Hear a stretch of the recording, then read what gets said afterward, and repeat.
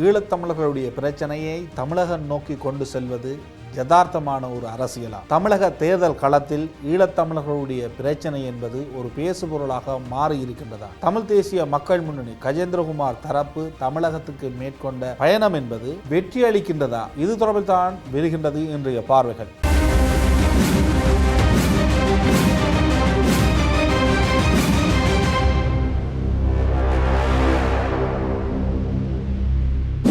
கடந்த வருடம் டிசம்பர் பகுதியில் தமிழ் தேசிய மக்கள் முன்னணியைச் சேர்ந்த கஜேந்திரகுமார் பொன்னம்பலம் தலைமையிலான அவருடைய கூட்டு தமிழ் தேசிய பசுமை இயக்கம் சார்ந்தவர்களும் இணைந்து தமிழகத்துக்கு ஒரு விஜயத்தை மேற்கொண்டார்கள். கடற்தொழிலாளர்களுடைய பிரச்சனை, அதேபோன்று ஈழத்தமிழ் மக்கள் எதிர்நோக்குகின்ற பிரச்சனைகளுக்கு அரசியல் ரீதியாக ஒரு கூட்டாட்சி வலியுறுத்த வேண்டும்.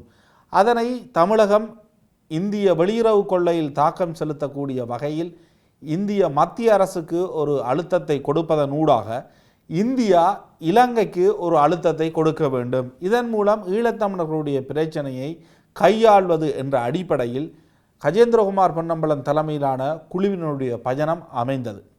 எனினும் அந்த பயணத்தை தொடர்ந்து ஜனவரி மாதம் 11ஆம் தேதி தமிழக முதலமைச்சர் ஸ்டாலின் அவர்கள் பாரத பிரதமருக்கு ஒரு கோரிக்கை கடிதத்தை எழுதியிருந்தார்.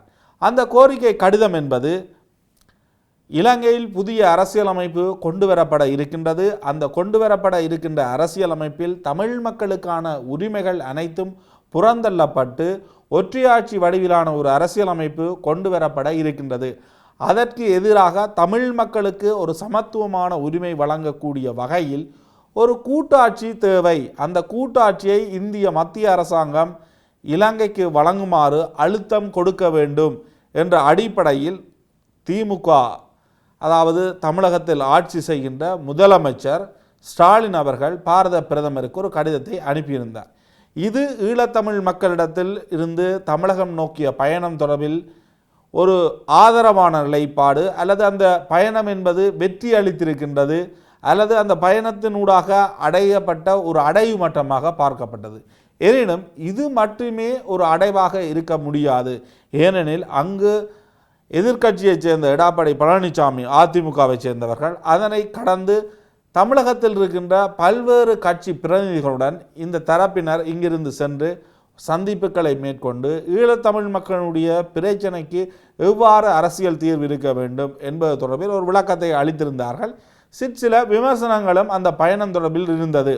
எனினும் அவர்களுடைய நிலைப்பாடு என்பது இங்கிருக்கின்ற தமிழ் கட்சிகள் அனைத்தினுடைய கோரிக்கை என்பது சமஷ்டி அடிப்படையிலான ஒரு தீர்வு. ஆகவே கூட்டாட்சி அடிப்படையிலான ஒரு தீர்வு என்பதில் இங்கிருக்கின்ற தமிழ் மக்களுக்கு ஒரு பிரச்சனை கிடையாது. இங்கிருக்கின்ற அரசியல் கட்சிகளும் கோருகின்ற விடயம் அது உச்சபட்சமாக அதாத்தான் இருக்கின்றது. இலங்கை அரசியலமைப்பின் 6வது பிரிவுக்குள் தமிழ் மக்கள் கேட்கக்கூடிய அது உச்சபட்ச அதிகார தீர்வாகவும் அதுதான் பார்க்கப்படுகின்றது. எனினும் புலம்பெயர்ந்து வாழ்கின்ற சில தமிழ் மக்களுக்கும் சில உள்ளூர் அமைப்புகளுக்கும் இந்த விடயத்தில் ஒரு மாறுபட்ட கருத்துண்டு. அது பொது வாக்கெடுப்பு ஒன்றை நடத்தப்பட வேண்டும் என்பது.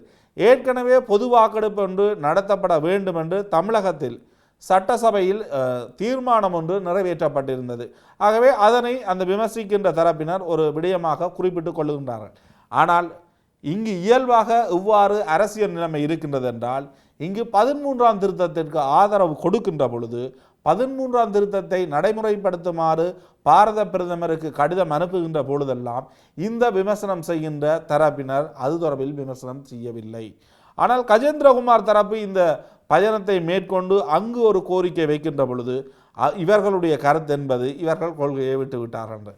ஆனால் அதனை கடந்து தற்பொழுது தமிழகத்தில் ஒரு முக்கியமாக தமிழக சட்டசபைக்கான தேர்தல் நடைபெற இருக்கின்றது. இந்த தமிழக சட்டசபை தேர்தலில் ஈழத்தமிழ் மக்களினுடைய பிரச்சனைக்காக ஒவ்வொரு கட்சிகளும் முன்வைக்கக்கூடிய தீர்வு என்ன? அவ்வாறு தங்களுடைய தேர்தல் விஞ்ஞாபனத்தில் தமிழக கட்சிகள் ஈழத்தமிழ் மக்களினுடைய பிரச்சனைக்கு தீர்வுகளை முன்வைப்பார்களா?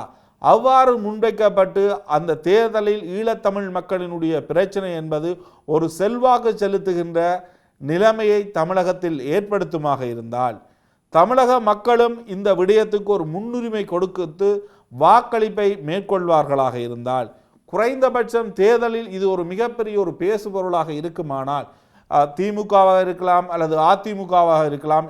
இவர்கள் இரண்டு தரப்பும் தான் மிகப்பெரிய கூட்டணிகளாக இருக்கின்றார்கள். அதனை கடந்து நாம் தமிழர் கட்சி இருக்கின்றது. சீமான் தொடர்ச்சியாக ஈழத்தமிழர்களுக்காக குரல் கொடுத்து வருகின்ற ஒரு தரப்பாக அவர்கள் இருக்கின்றார்கள். தற்பொழுது விஜய் இன்னும் ஒரு தரப்பாக தமிழகத்தில் ஜொலித்து கொண்டிருக்கின்றார். ஆகவே அவர்களுடைய நிலைப்பாடு ஈழத்தமிழ் மக்களினுடைய பிரச்சனைக்கு என்ன?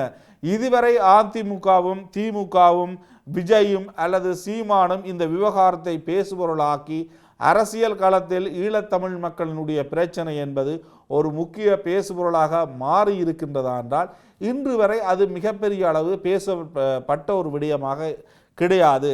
ஈழத்தமிழ் மக்களுடைய விடயம் பேசப்படுமாக இருந்தால் அது திமுகவுக்கு எதிரான வாதங்களை முன்வைப்பதற்கு மிக பெரும் ஒரு சாட்சியாக அது மாறும். அதற்கு மிக பிரதான காரணம் என்பது 2009ஆம் ஆண்டு யுத்தம் இடம்பெறுகின்ற பொழுது அவர்கள்தான் மத்தியிலும் தமிழகத்திலும் ஆட்சியில் இருந்தார்கள்.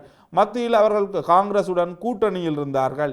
இலங்கையில் முள்ளிவாய்க்கால் பேரவலம் இடம்பெறுவதற்கு ஆயுத உதவிகள் உட்பட்ட பல தொழில்நுட்ப உதவிகளை இந்தியா வழங்கியது என்பது அன்றைய பாதுகாப்பு செயலாளர் உட்பட இன்று வரை இலங்கை அரசாங்கத்தின் முக்கிய முன்னாள் ஜனாதிபதி பாதுகாப்பு தரப்பின அனைத்து தரப்புகளும் கூறுகின்ற ஒரு விடயம்.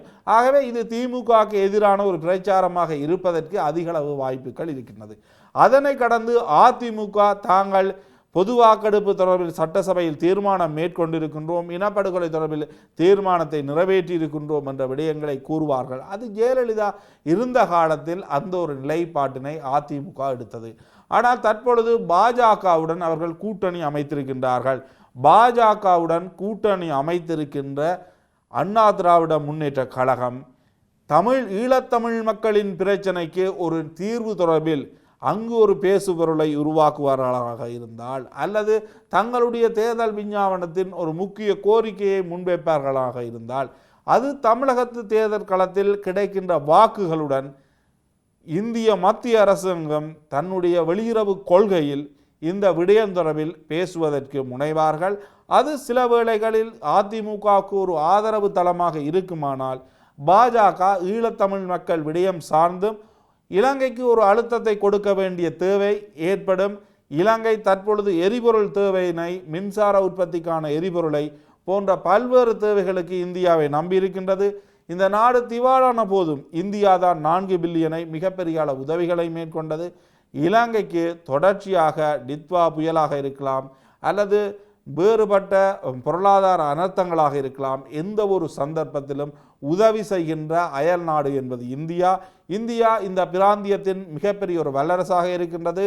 ஈழத்தமிழ் மக்கள் தங்களுடைய பிரச்சனைக்காக ஆயுத ரீதியில் ஆயுதமேந்தி போராட்டங்களை முன்னெடுத்த பொழுது அந்த ஆயுத போராட்டத்தின் விளைவாக இந்தியா இலங்கைக்கு தலையீடு செய்தது, அமைதிப்படையை அனுப்பியது.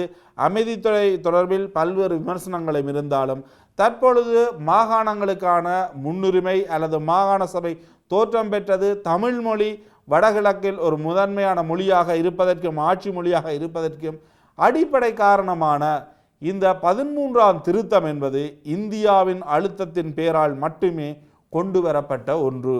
அதைத்தான் இன்று வரை இந்தியா தமிழ் மக்களுக்குரிய தீர்வாக முன்வைத்து வருகின்றது. அதில் ஒரு மாற்றத்தை ஏற்படுத்த வேண்டுமென்றால் இந்தியாவினுடைய வெளியுறவு கொள்கையில் மாற்றம் ஏற்பட வேண்டும். அந்த மாற்றம் ஒரு கூட்டாட்சிக்கான மாற்றமாக இருக்குமா? அவ்வாறான ஒரு கூட்டாட்சிக்கான மாற்றத்தை நோக்கி அதிமுக அவ்வாறான ஒரு ஈழத்தமிழர் பிரச்சனை சார்ந்த விடயத்துக்கு தீர்வை முன்வைப்பார்களா என்பது மிகப்பெரிய ஒரு கேள்வி. சீமான் தொடர்ச்சியாக மத்திய அரசாங்கத்தை விமர்சனம் செய்வர், திமுகவை விமர்சனம் செய்வர், அதிமுகவை விமர்சனம் செய்வர்.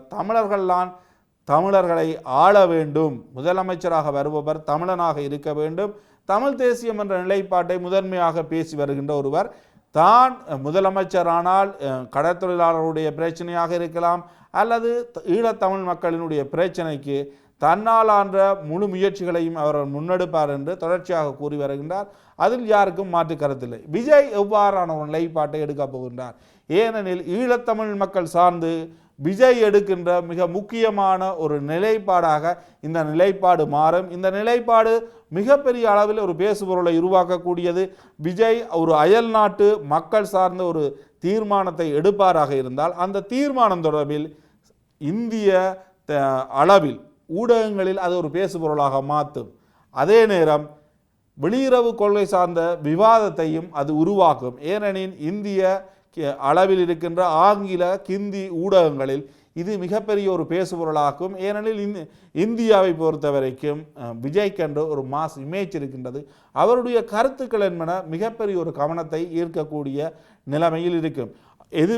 எவ்வாறாக இருந்தாலும் இதுவரை கஜேந்திரகுமார் பொன்னம்பலம் தலைமையிலான தரப்பினர் தமிழகத்தை நோக்கி சென்ற பயணம் என்பது ஒரு வெற்றி அளிக்கக்கூடிய ரீதியில் இருக்கின்றதா என்பது தற்பொழுது இருக்கின்ற சந்தர்ப்பத்தில் ஒரு கேள்விக்குறியாகத்தான் இருக்கின்றது. பொறுத்திருந்து பார்ப்போம். ஈழத்தமிழ் மக்களுடைய உண்மையான பிரச்சனைகள் சார்ந்து தமிழக தேர்தல் களம் எப்படியான விமர்சனங்களை எதிர்கொள்ளப் போகின்றது, எவ்வாறான தீர்வுகளை கட்சிகள் முன்வைக்கப் போகின்றது என்பது தொடர்பில் இன்னும் ஒரு பார்வையில் சந்திக்கின்றேன். நன்றி, வணக்கம்.